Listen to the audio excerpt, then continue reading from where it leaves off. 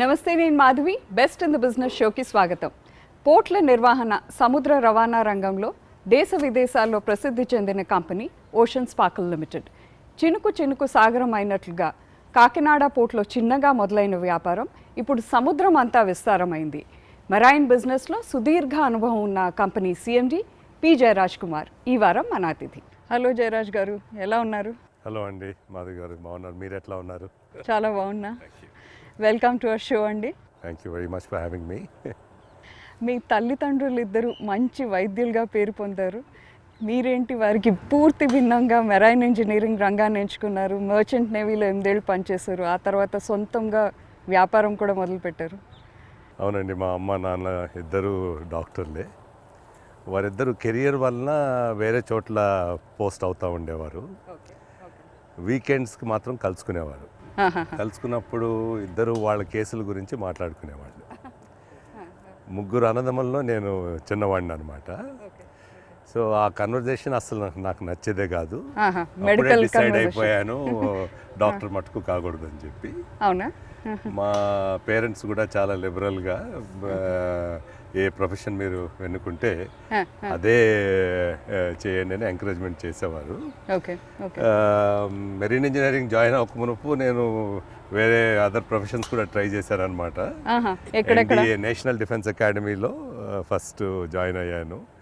మా parents were not willing for that. So దాని తర్వాత ఆర్ఈసీ వరంగల్లో 1 year మెకానికల్ ఇంజనీరింగ్ చేశాను. కానీ మీరు అన్నట్టు సముద్రం బాగా ఆకర్షించిందనమాట నన్ను. అందుకోసమే మెరీన్ ఇంజనీరింగ్లో సెటిల్ అయ్యి ప్రముఖ షిప్పింగ్ కంపెనీ ఎక్సాన్ మొబిల్లో 8 ఏళ్ళు చీఫ్ ఇంజనీర్గా చేసి తర్వాత షోర్ జాబ్ చేయడానికి వచ్చానమాట. మొదటగా నోవోపాన్లో, జీబీకే గ్రూప్ నోవోపాన్లో 3 ఏళ్ళు చేశాను. దాని తర్వాత ఒక డీప్ సీ ట్యూనా ఫిషింగ్ కంపెనీలో చేరాను అనమాట. అక్కడ కంపెనీ ఇన్కార్పొరేషన్ నుంచి అన్ని గవర్నమెంట్ అనుమతులు, ఫైనాన్షియల్ క్లోజర్స్, ఇవన్నీ బాధ్యతలు నేనే వహించాను అనమాట. ఆ అనుభవంతో నేనే ఎంటర్ప్రినర్గా అవ్వచ్చు అని చెప్పి నాకు కాన్ఫిడెన్స్ వచ్చింది. 1995లో ఓషన్ స్పార్కిల్ స్థాపించాము. దాని తర్వాత ఆఫ్కోర్స్ మా అమ్మ నాన్నగారులు మా ఓషన్ స్పార్కిల్ అభివృద్ధి చెందడం చూసి నాకు చాలా సంతోషమైంది. కాకినాడ పోర్ట్లో వుడెన్ బోట్లని మరబోట్లుగా మార్చడంతో మీ వ్యాపారం ప్రారంభించారు. ఆ వివరాలు చెప్తారా? యూరోప్, యుఎస్ఏ దేశాల్లో సముద్ర రవాణా బాగా అభివృద్ధి చెందిందండి. అది చూసి 7,500 కిలోమీటర్స్ తీరం ఉన్న మన భారతదేశంలో జల రవాణాకి చాలా అవకాశం ఉంటుందని చెప్పి మేము ఫస్ట్ ఆపర్చునిటీ సైట్ చేసాము. దాంతో ఈ చిన్న వాటర్ రేవుల్ని డెవలప్మెంట్లో కూడా బాగా లాభాలు ఉంటాయని చెప్పి మేము ఆపర్చునిటీ సెన్స్ చేసాము. కాకినాడ పోర్టు ఒక 100 సంవత్సరాల నుంచి యాంకరేజ్ పోర్టుగా పనిచేస్తాం. అక్కడ వుడెన్ బోట్స్ ఉండేవండి. ఈ వుడెన్ బోట్స్తో సరుకుల్ని సీలో ఉన్న యాంకర్ వేసిన షిప్కి వుడెన్ బోట్స్ సరుకుల్ని తీసుకెళ్ళి లోడింగ్, అన్లోడింగ్ చేసేవన్నమాట. కానీ ఈ wooden boats capacity only 30-40 tons capacity. అదేగాక ఈ సీ వాటర్ ఇంగ్రెస్ వలన ఈ సరుకులు, food grains, oil seed, fertilisers ఇవన్నీ చెడిపోతూ ఉండేవి అన్నమాట. అదేగాక ఒక షిప్ లోడింగ్, అన్లోడింగ్కి 1 నెల పైగా పట్టేదన్నమాట. ఈ సమస్యలన్నీ నివారించడానికి మన ప్రభుత్వము, ఆంధ్రప్రదేశ్ ప్రభుత్వము పోర్ట్ మోడర్నైజ్ చేయాలని నిశ్చయించి ఈ స్టీల్ బార్జెస్ని ఇంట్రడ్యూస్ చేయమని చెప్పి ఈ వుడెన్ బోట్ ఆపరేటర్స్ని రిక్వెస్ట్ చేశారు. కానీ బాగా సంపాదన పొందిన ఈ వుడెన్ బోట్ ఆపరేటర్స్ మళ్ళా ఇన్వెస్ట్మెంట్ చేద్దామని వాళ్ళు ఇష్టపడలేదు. అందువలన గవర్నమెంట్ టెండర్ చేసింది. ఓషన్ స్పార్కిల్ 10 బార్జెస్కి లైసెన్స్ పొందింది. గుజరాత్ నుంచి కాకినాడకి స్టీల్ బార్జెస్ని తీసుకొచ్చామన్నమాట. అంటే అప్పట్లో స్థానిక లాబీలు మీ మీద చాలా ఒత్తిడి పెట్టాయి అనుకుంటాం మీ వ్యాపారాన్ని నిలిపివేసేలా. అప్పుడు ఎలా ఎదుర్కొన్నారు? అవునండి, ఈ స్టీల్ బార్జులు వచ్చినప్పుడు 200 వుడెన్ బోట్ ఆపరేటర్స్ స్ట్రైక్ చేసి పోర్ట్ ఆపరేషన్స్ అన్నీ స్టాప్ చేసేసారు. అచ్చా. ఇంపోర్టర్స్ ఎక్స్పోర్టర్స్ని బ్లాక్మెయిల్ కూడా చేశారు. ఏమనంటే మీరు ఎవరైనా స్టీల్ బార్జెస్ యూస్ చేస్తే ఇంకా గతంలో మా సర్వీసెస్ మీకు ఇవ్వము అని చెప్పి. సో మేము లోకల్ కోర్టు నుంచి సుప్రీం కోర్టు దాకా ఫైట్ చేసాము, చివరికి విజయం సాధించాము. కానీ అప్పటికి కూడా వీళ్ళు ఇంకా పట్టు వదలలేదు. మొట్టమొదటగా ఆంధ్ర షుగర్స్ వారు ధైర్యం చేసి మాకు కాంట్రాక్ట్ ఇచ్చారు. ఇస్తే మేము ఈ స్టీల్ బార్జెస్తో 3 రోజుల్లో వాటినంతా ఖాళీ చేసాము. అంటే ఏది నెలలో అవుతుందో అది మీరు ఈ 3 నెలల్లో, ఒక నెల అయ్యే దాంట్లో 3 రోజుల్లో ఏమీ ఈ సరుకులకి ఎటువంటి డ్యామేజ్ కాకుండా మెకానికల్ అన్లోడింగ్ సిస్టమ్స్ యూజ్ చేసి it was a complete transformation in Kakinada port అండి. ఒక సంవత్సరంలో 100 స్టీల్ బార్జులు చేరుకున్నాయి.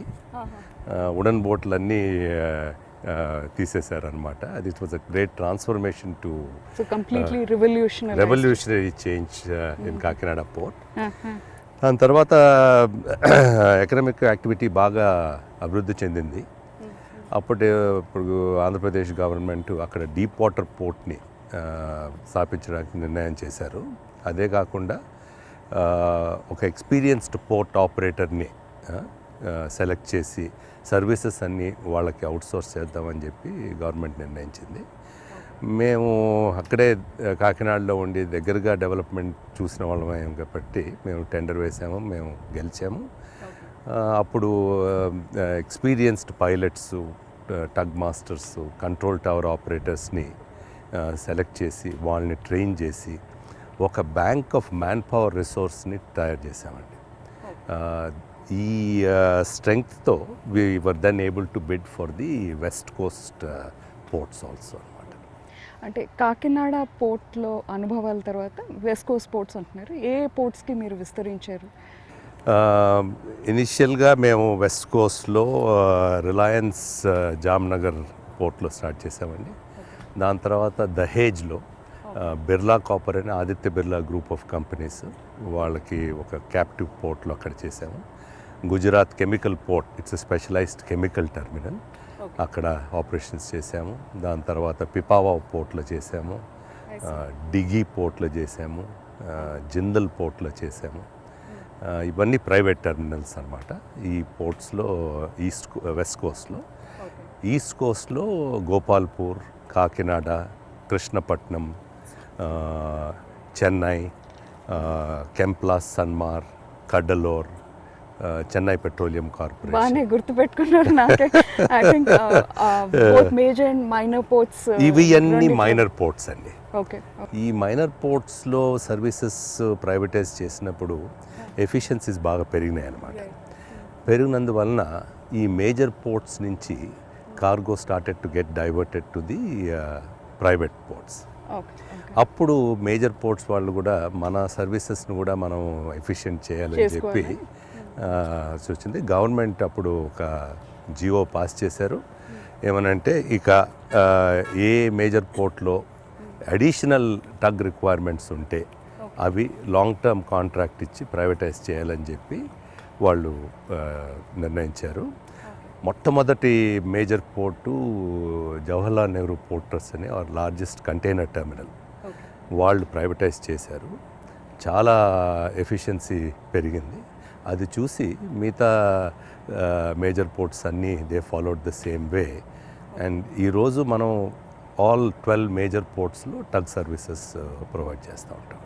విత్తు ముందా చెట్టు ముందా అన్నట్లు దేశంలో పోర్ట్ల ప్రైవేటీకరణకి ఓషన్ స్పార్కిల్ నాంది పలికింద. ప్రైవేటైజేషన్ వల్ల ఓషన్ స్పార్కిల్ ఇవాళ ఇంత పురోగతి సాధించిందా? 1995 నుంచి వేగంగా జరిగిన ప్రైవేటైజేషన్ వలన ఓషన్ స్పార్కిల్ కూడా చాలా తొందరగా అభివృద్ధి చెందిందండి. ఓకే. మాకున్న అద్భుతమైన ట్రాక్ రికార్డ్ వలన ఏ గ్రీన్ఫీల్డ్ పోర్టు డెవలపరు మమ్మల్ని ఒక్క నిమిషం కూడా ఆలోచించకుండా మా సర్వీసెస్ని ఇచ్చేశారు. గ్రీన్ఫీల్డ్ పోర్ట్స్లో మా సర్వీసెసే మెరుగైన సర్వీసెస్. జయరాజ్ గారు మీరు మంచి గోల్ఫ్ ప్లేయర్ కూడా, అందుకే ఇంటర్వ్యూ ఇప్పుడు హైదరాబాద్ గోల్ఫ్ క్లబ్లో షూట్ చేస్తున్నాం. ఏ స్థాయి ప్లేయర్ మీరు? ఎంత రెగ్యులర్గా ఆడతారు? నేను చాలా ప్యాషనేట్ గోల్ఫర్ అండి. అవకాశం ఉంటే మటుకు గోల్ఫ్ డెఫినెట్గా ఆడతాను. కానీ నాది చాలా ఎక్స్టెన్సివ్ ట్రావెలింగ్ అనమాట. ఆ ట్రావెలింగ్ అందువలన number of days are limited. But హైదరాబాద్లో ఉంటే మటుకు డెఫినెట్గా పొద్దున్న 5 o'clockకే డ్రైవింగ్ రేంజ్కి వచ్చేసి ఒక 9 holes గోల్ఫ్ ఆడతానండి. నాకు ఒక రెగ్యులర్ సెట్ ఆఫ్ 4 బాల్ ఉన్నారనమాట.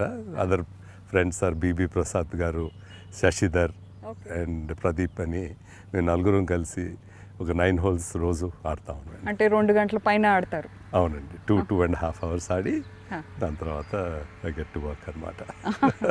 Okay, so pleasure before work. Absolutely, this is something I take it as my own private time అనమాట. సర్టన్లీ, కొంచెం it gives you a lot of relaxation. Absolutely, absolutely. మీరు 12 major ports, 15 minor పోర్ట్స్లో వ్యాపారం చేస్తున్నారు. మీరు ప్రతిష్టాత్మకంగా భావించే contracts ఏవి? మీకు ఎక్కువ లాభాలు ఏ ఆపరేషన్స్ తెస్తాయి? ముఖ్యంగా లిక్విఫైడ్ న్యాచురల్ గ్యాస్ టెర్మినల్స్ వచ్చాయండి కంట్రీలో. ఈ ఎల్ఎన్జి టెర్మినల్స్లో సేఫ్టీ, ఎఫిషియన్సీ చాలా ముఖ్యమైన అంశాలండి. First terminal, LNG terminal Petronet LNG వారు దహేజ్లో ఎస్టాబ్లిష్ చేశారు, గుజరాత్లో. మాకు అప్పుడు ఎల్ఎన్జి టెర్మినల్ ఎక్స్పీరియన్స్ లేదు. అందువలన PSA, port of Singapore authority, Singapore వాళ్ళతో జాయింట్ వెంచర్ చేసాము. ఇప్పటికి 15 ఏళ్ళు ఆపరేషన్స్ చేసాము ఆ పోర్ట్లో. దాని తర్వాత వచ్చిన 2 టెర్మినల్స్, డాబోల్ ఎల్ఎన్జి టెర్మినల్, కొచ్చి ఎల్ఎన్జి టెర్మినల్లో ఓషన్ స్పార్క్లే సొంతంగా సర్వీసెస్ ప్రొవైడ్ చేస్తున్నాయి. ఈ ఎల్ఎన్జి టెర్మినల్స్లో మాకు అధిక టర్న్ ఓవరు, లాభాలు కూడా పొందుతాయి అన్నమాట. మీ కంపెనీలో మీతో పాటు మరో 3 భాగస్వాములు ఉన్నారు. మీరంతా మొదటి తరం వాణిజ్యవేత్తలు అనుకుంటా. కంపెనీలో ఎవరెవరు ఎలాంటి పాత్ర పోషిస్తారు? నాతో పాటు మా 2 కొలీగ్స్ ఉన్నారండి, సంజీవ్ ధవన్, అశ్విని సాని అని చెప్పి. తెలుగు వాళ్ళు కాదు? వాళ్ళు తెలుగువారు కాదు, బట్ వారు నాకు నా మెరీన్ ఇంజనీరింగ్లో నా క్లాస్మేట్స్ అనమాట. సో 1976 నుంచి మా ఫ్రెండ్షిప్ అనమాట. వీళ్ళిద్దరూ నాతో పాటే స్టార్ట్ చేశారు ఓషన్ స్పార్కిల్లో. 4వ పార్ట్నర్ వీరేంద్ర ప్రసాద్ అని, ఆయన చార్టెడ్ అకౌంటెంట్, ఆయన కమర్షియల్ అండ్ అడ్మినిస్ట్రేటివ్ డైరెక్టర్ అనమాట. మా నలుగురిలో రోల్స్ అండ్ రెస్పాన్సిబిలిటీస్ బాగా డివైడ్ చేసుకున్నాము. నేను ప్రత్యేకంగా equity fund raise, new project acquisition, client relationships ఇవి చూస్తూ ఉంటాను అనమాట. గుజరాత్లో ఉన్న జామ్నగర్, హజీరా, దహేజ్ పోర్ట్స్లో ఓషన్ స్పార్కిల్ చాలా ప్రసిద్ధి పొందింది. వికాస్ పురుష్గా పేరొందిన ప్రధాని నరేంద్ర మోదీ సొంత రాష్ట్రం అది. మోదీ ప్రభుత్వ పారిశ్రామిక విధానాల గురించి మీ అభిప్రాయం ఏమిటి? మీరు చూస్తుంటారండి, గుజరాత్ ఫస్ట్ రాష్ట్రం అన్నమాట మన కంట్రీలో పోర్ట్ ప్రైవేటైజేషన్ చేసింది. ఇది కూడా నరేంద్ర మోడీ గారి పాలనలోనే జరిగింది. ఆయన చీఫ్ మినిస్టర్గా ఉన్నప్పుడు జరిగింది. మాకు కూడా మ్యాక్సిమం ఆపర్చునిటీ గుజరాత్లోనే వచ్చింది. ముఖ్యమైనది ఏంటంటే అండి, మమ్మల్ని ఒక్కసారి కూడా ఎవరు మీరు ఏ రాష్ట్రంకి చెందినవారు అని చెప్పి ఎవరు అడగలేదండి గుజరాత్లో. మోదీ గారి ప్రభుత్వం ఇప్పుడు సముద్ర రవాణాని, అంతర్గత జల రవాణాన్ని చాలా ప్రోత్సహిస్తున్నారు. చిన్న వాటర్ రేవుల్ డెవలప్మెంట్ కూడా చేసి సాగర్మాల అని కాన్సెప్ట్ని తీసుకొచ్చారు. దీనివలన భారతదేశానికిను చిన్న పోర్ట్లకి చాలా అభివృద్ధి చెందడానికి అవకాశం ఉందన్నమాట. జయరాజ్ గారు, మీరు ఒమాన్, శ్రీలంకలో కూడా వ్యాపారం చేస్తున్నారు. అవును. మరిన్ని దేశాలకు విస్తరించాలనుకుంటున్నారా? మన దేశంలో ఎలాంటి మెరైన్ సర్వీసెస్ అందిస్తారో అక్కడే ఏం సర్వీసెస్ అందిస్తారు? మేము ఈ ప్రైవేట్ టెర్మినల్స్లో ఒక comprehensive range of marine services చేస్తామండి పోర్ట్కి. ఇవి pilotage, tugs and support craft, control tower operations, mooring services, fire and safety patrols, pollution control, maintenance of navigation leads, maintenance dredging. ఇవన్నీ ఒక సింగిల్ పాయింట్ ఆఫ్ అకౌంటబిలిటీతో port డెవలపర్స్కి అందజేస్తామండి. So ఈ services మేము ఇండియాలో ప్రైవేట్ పోర్ట్స్లో అందజేసిన తర్వాత ఒక ట్రాక్ రికార్డ్ బిల్డప్ చేసిన తర్వాత మాకు ఇంటర్నేషనల్ కాంట్రాక్ట్స్లో కూడా టెండర్ చేయడానికి అవకాశం వచ్చింది. మా ఫస్ట్ ఇంటర్నేషనల్ కాంట్రాక్ట్ ఒమాన్లో, అక్కడ దుక్కుం పోర్ట్ అని కొత్త పోర్ట్లో ఒక 15-year కాంట్రాక్ట్ వచ్చింది మాకు. ప్రస్తుతం నడుస్తుందండి. అక్కడ కిమ్జీ రామ్దాస్ అని చెప్పి ఒక ఒమానీ కంపెనీతో జాయింట్ వెంచర్ చేసి ఇది ఆపరేట్ చేస్తున్నాము. శ్రీలంకలో కొలంబో పోర్ట్లో కూడా లాస్ట్ 4.5 years నుంచి టగ్ సర్వీసెస్ ప్రొవైడ్ చేస్తున్నాము. సౌదీ అరేబియాలో కూడా ఒక 5 years పనిచేసాము. అదేవిధంగా ఇప్పుడు అదర్ ఇంటర్నేషనల్ డెస్టినేషన్ బంగ్లాదేశ్లో ఎల్ఎన్జి టెర్మినల్స్లో ట్రై చేస్తున్నాము. కువైట్, ఖటార్ ఈ కంట్రీస్లో కూడా మేము ప్రీ క్వాలిఫై అయి ఉన్నామండి. ఓకే. విదేశీ కంపెనీల రాకని మీరు అవరోధంగా కాక అవకాశంగా భావిస్తారు, జాయింట్ వెంచర్స్ని స్వాగతిస్తారు.